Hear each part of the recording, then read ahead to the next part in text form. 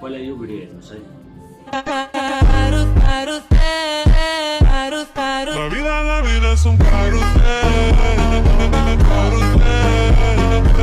So मेरो body condition चाहिँ अहिले यस्तो छ होइन, and I want transform bulk to cutting body, it mean aesthetic body.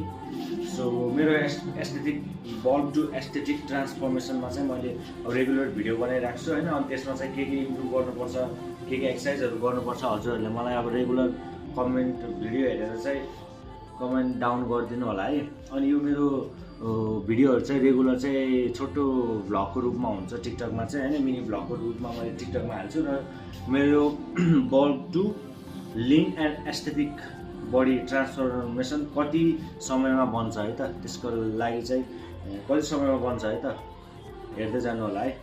यो मेरो bulk to aesthetic body transformation हेर्नको लागि मेरो टिकटक एकाउन्टलाई फलो गरेर राख्नु होला है त। बाई।